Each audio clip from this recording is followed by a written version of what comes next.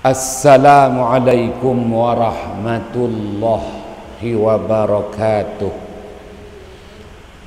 Bismillahirrahmanirrahim. Wabihi nasta'in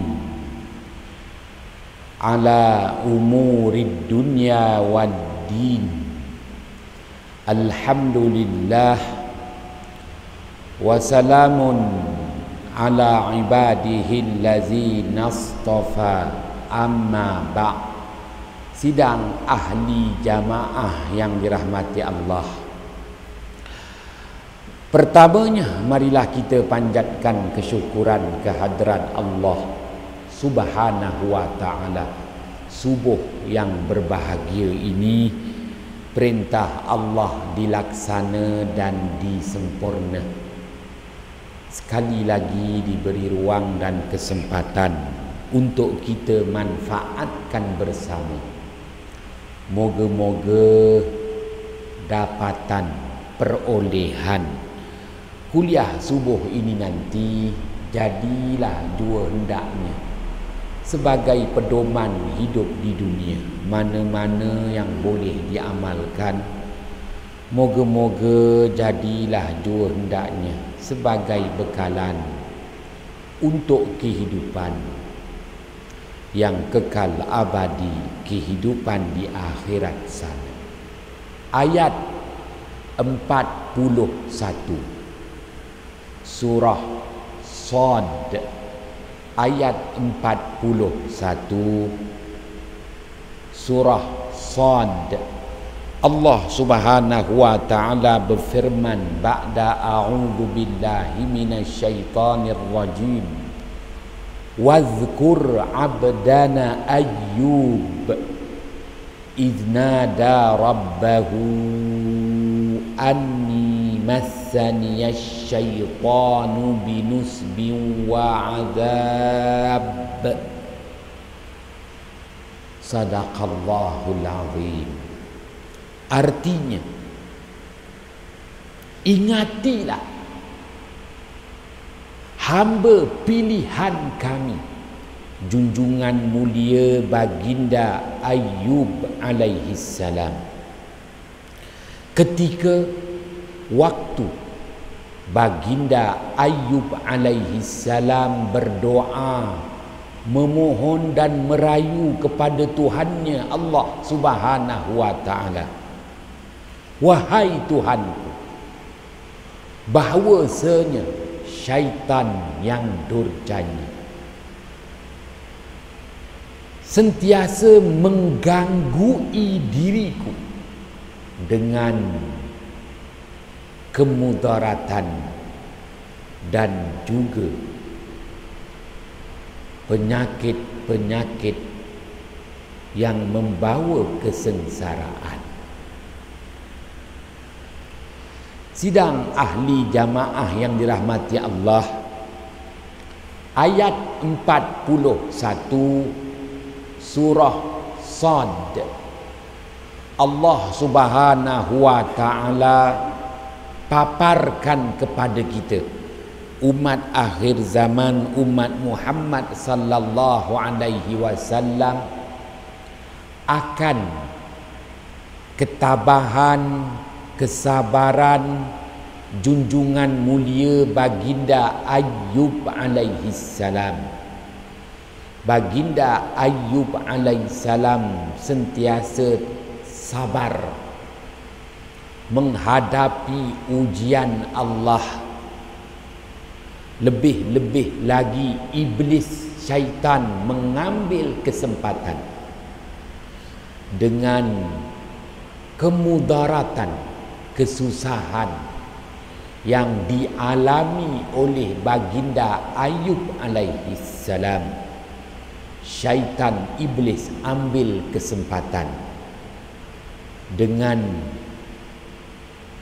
mengganggu fikiran, perasaan, semangat junjungan mulia baginda Ayyub alaihi salam. Begitu juga ujian Allah buat junjungan mulia baginda Ayyub alaihissalam baginda Ayub alaihissalam sentiasa tabah, reda dengan penyakit yang menimpa tubuh badannya. Sekali lagi iblis syaitan mengambil kesempatan. Sakit yang dialami oleh baginda Ayub alaihissalam, iblis syaitan berusaha mendatangkan kesengsaraan dengan penyakit yang dihidap oleh baginda Ayub alaihissalam. Yang jelas baginda Ayub alaihissalam tokoh, bukan tokoh Ma'al Hijrah peringkat negeri Johor 1442 Hijrah, tetapi baginda Ayub alaihissalam tokoh seorang kekasih Allah, tokoh seorang pilihan Allah, tokoh seorang rasul yang senantiasa sabar. Satu. Yang kedua, senantiasa tabah. Sabar dengan kesusahan yang dihadapi. Tabah dengan penyakit yang dihidapi. Sabar dengan kesusahan yang dihadapi. Tabah dengan penyakit yang dihidapi. Apa dia kesusahan baginda Ayub alaihissalam? Betul-betul susah. Kehilangan harta benda, kehilangan anak pinak, kehilangan segalanya yang ada ketokohan sebagai seorang Rasulullah, sebagai seorang Rasul pesuruh Allah. Iblis ambil kesempatan dengan ujian Allah, kesusahan yang dialami oleh baginda Ayub alaihissalam. Iblis ganggu fikiran, perasaan, semangat baginda Ayub alaihissalam. Baginda Ayub alaihissalam tak putus-putus berzikrullah, sabar menghadapi kesusahan. Baginda Ayub alaihissalam seorang kekasih Allah, pilihan Allah, kerana baginda Ayub alaihissalam tabah dengan penyakit yang dihidapi. Penyakit apa? Penyakit yang paling sengsara, pedih dan terseksa. Sekali lagi iblis syaitan ambil kesempatan dengan kesengsaraan penyakit yang dihidapi oleh baginda Ayub alaihissalam. Baginda Ayub alaihissalam tak putus-putus berzikrullah. Maka baginda Ayub alaihissalam mendapat pujian dari Allah. Dan Allah menitkan doa baginda Ayub alaihissalam dalam Al-Quran ayat 41 surah Sad, agar ianya menjadi ikutan kita umat akhir zaman. Kenapa pula? Kita juga bakal diuji oleh Allah dengan dua kesusahan dan penyakit. Susah, kesusahan hidup dan penyakit.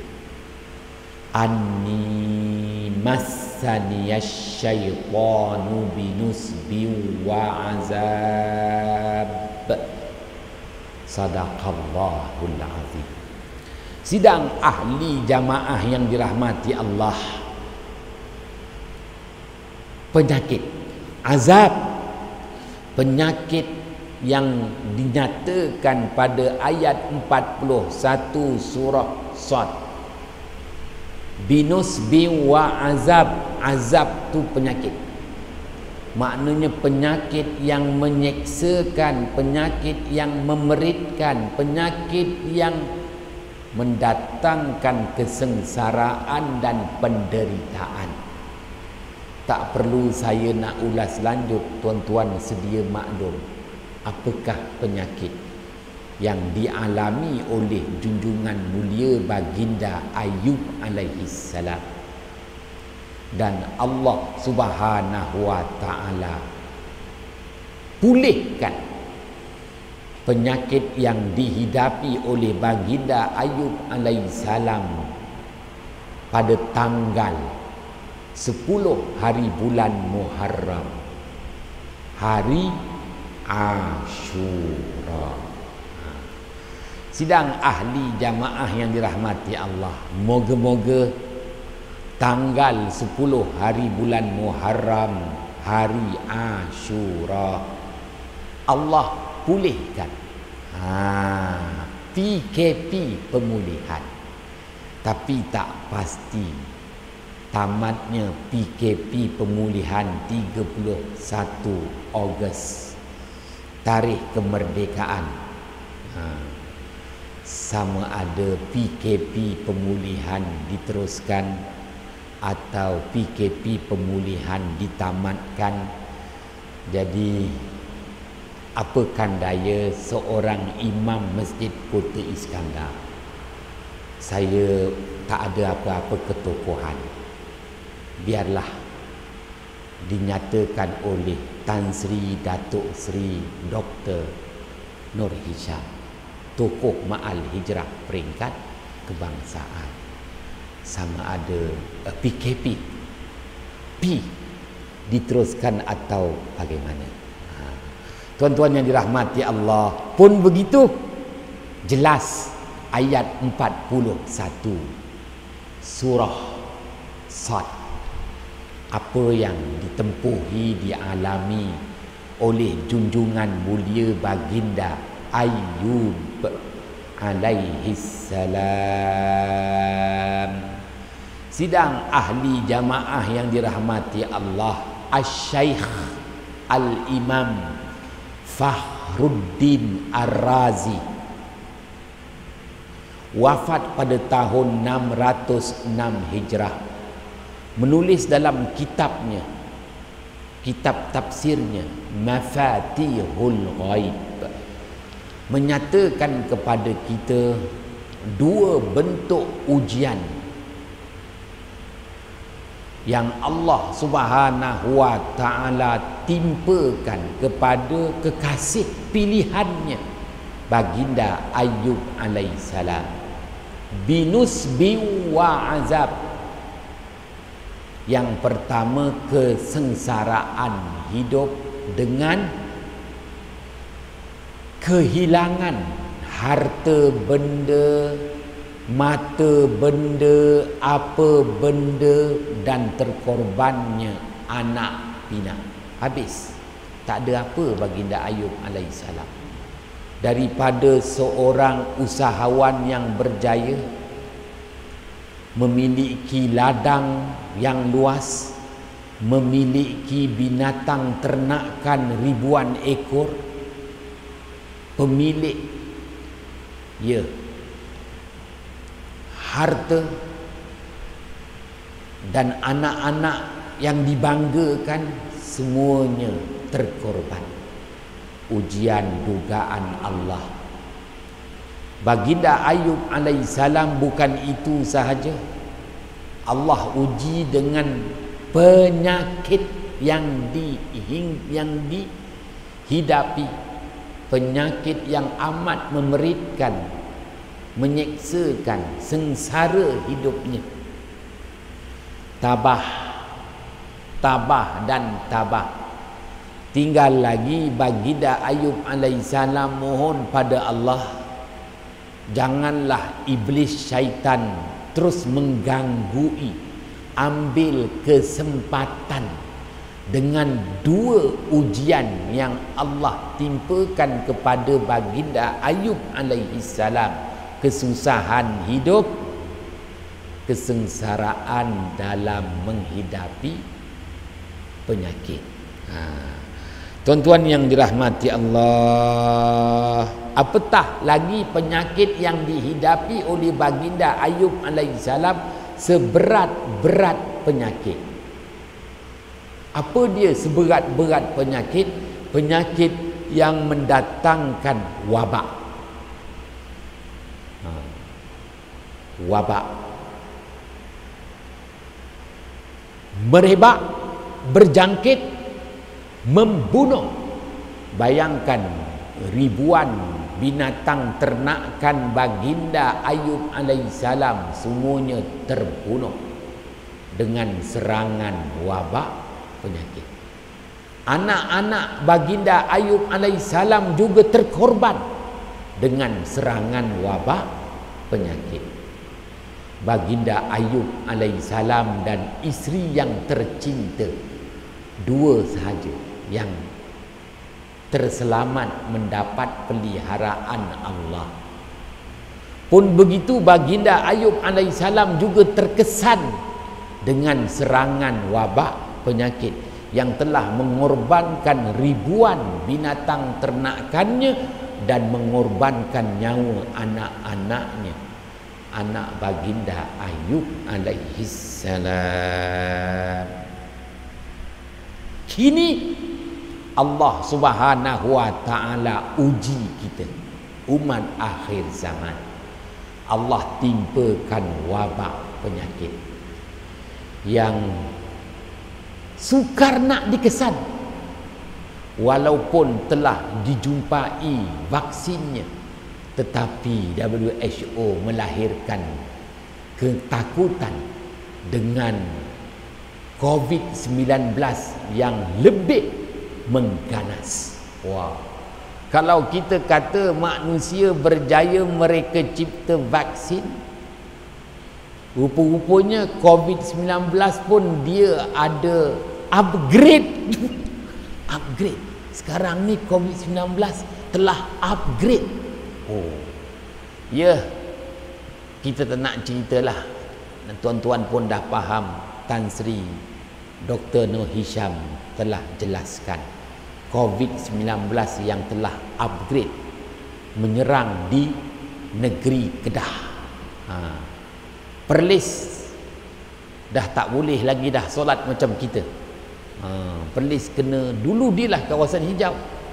Kedah, ya Allah, moga-moga Allah peliharakan kita.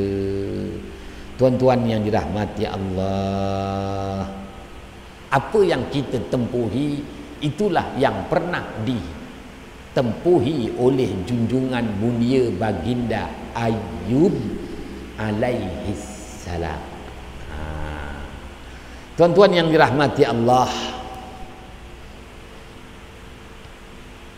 baginda Ayub alaihissalam mengalami penyakit kulit yang luar biasa, kanser kulit dan kanser daging, busuk kulit dagingnya, tetapi tidak mencacatkan dia sebagai seorang rasul. Kudis buta yang tak mampu kita nyatakan. Tuan-tuan yang dirahmati Allah, maka wabak penyakit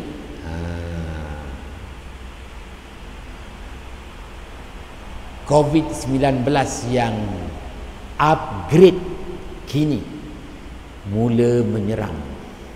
Dengan kata lain, selama ni COVID-19 yang menyerang udara, pengudaraan semenanjung tanah Melayu, Sabah, Sarawak tak begitu hebat sebagaimana COVID-19 yang lebih ganas menyerang USA, mengorbankan ratusan ribu nyawa manusia. Tuan-tuan yang dirahmati Allah, sukar nak dibicarakan apa pun. Setelah seminggu saya tak kuliah di sini, saya datangkan hadis baginda Muhammad sallallahu alaihi wasallam riwayat Imam Ahmad.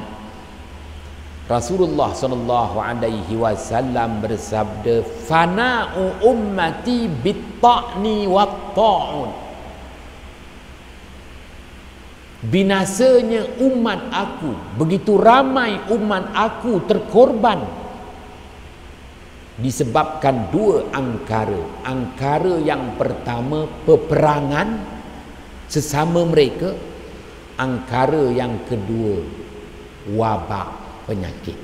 Baik, wabak penyakit. Rasulullah mengakui ramai umatnya terkorban dengan serangan wabak penyakit. Maka seorang sahabat baginda Muhammad sallallahu alaihi wasallam bertanya dengan Rasulullah sallallahu alaihi wasallam, "Ya Rasulullah, at-ta'nu qad arafna wa mat-ta'un?" Wahai Rasulullah, kami faham betapa ramai daripada umat akhir zaman yang terkorban, terbunuh akibat peperangan, tetapi kami tidak memahami ta'un, yakni wabak penyakit. Kenapa sahabat itu bertanya sedemikian? Kerana mereka ada pengalaman berperang, perang Badar, perang Uhud, mengorbankan nyawa, faham. Tetapi mereka tak faham soal ta'un, yakni wabak. Rasulullah sallallahu alaihi wasallam bersabda, hadis riwayat Imam Ahmad, "At-ta'un wahdhu a'daikum minal jin wa huwa lakum syahadatun." Ta'un yakni wabak penyakit, ianya merupakan tikaman-tikaman, sengatan-sengatan, tusukan musuh kamu daripada jenis jin. Sesiapa dari kalangan kamu yang terkorban akibat sengatan jin, akibat tusukan jin, akibat tikaman jin, matinya sebagai seorang syahid. Baginda Muhammad sallallahu alaihi wasallam jelaskan kepada kita, ta'un yang kita sebut sebagai wabak, ianya juga merupakan sengatan jin kepada manusia. Ianya juga merupakan tusukan jin, yakni syaitan, kepada manusia. Begitu juga wabak ta'un itu merupakan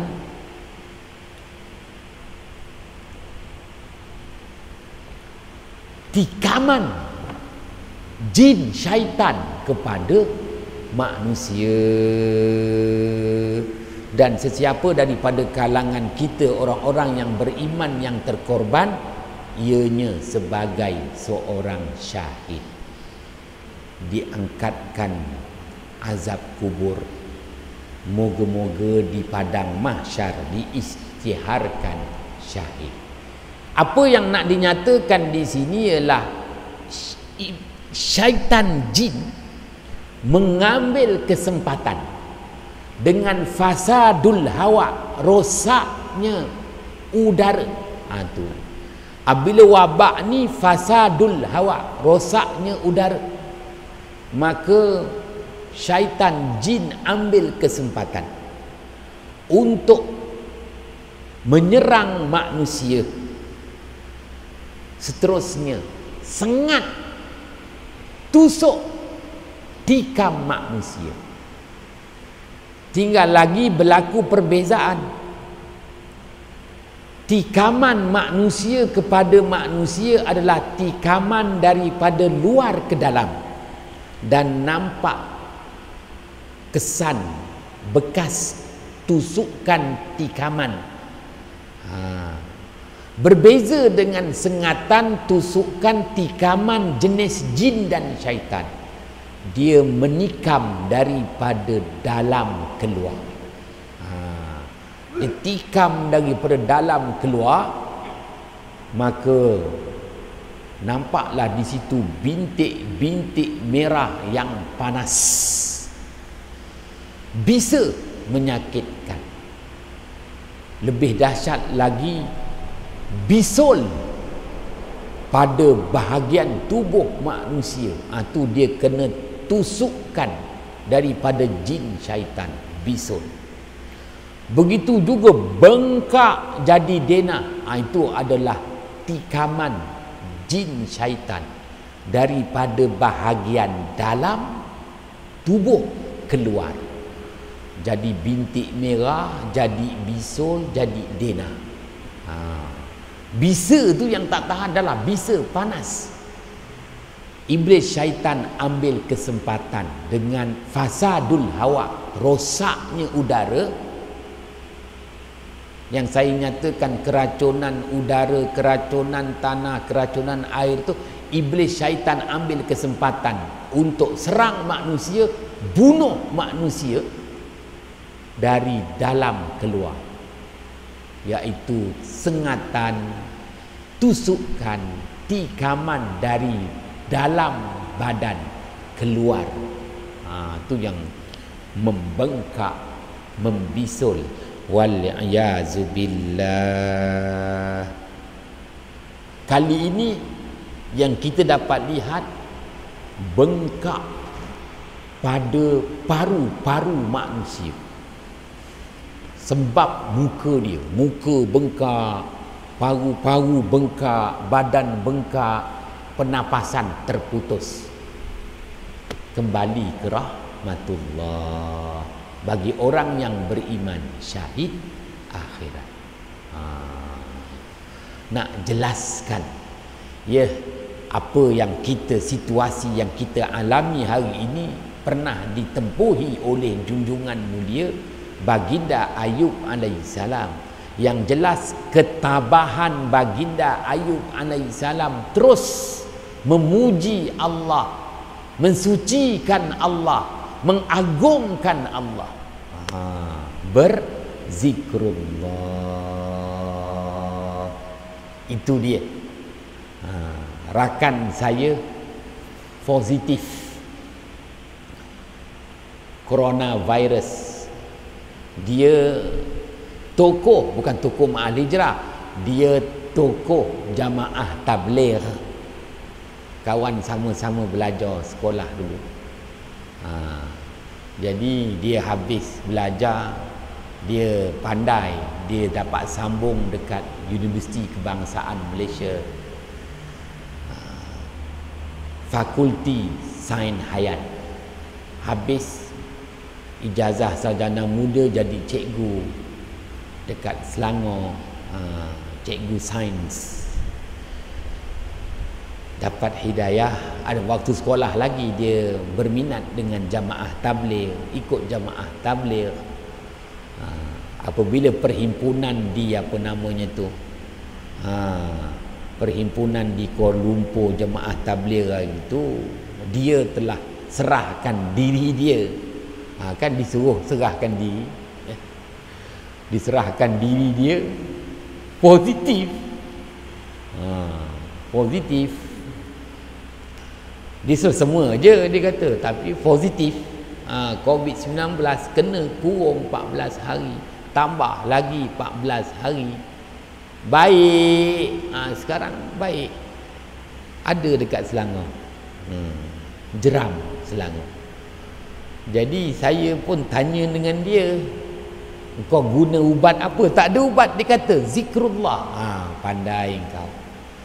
Itu amalan mulia Baginda Ayub alaihissalam. Kalau tanya pengalaman dia, dia WhatsApp saya 4 hari tak habis. WhatsApp aja. Pengalaman dia 28 hari. 28 hari. Gejala dia sama aja. Tuan-tuan, memanglah 2 terkorban depan mata dia. Sama-sama jemaah tabligh.